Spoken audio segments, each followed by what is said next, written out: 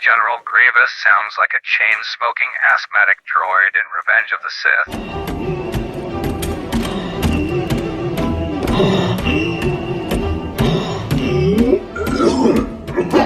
Here's the wild part. The movie never tells you why. Grievous shows up in episode 3 already hacking like he needs a lung transplant. No explanation. Just cough. But here's the thing. That cough, it's battle damage. It's from an attack by Mace Windu.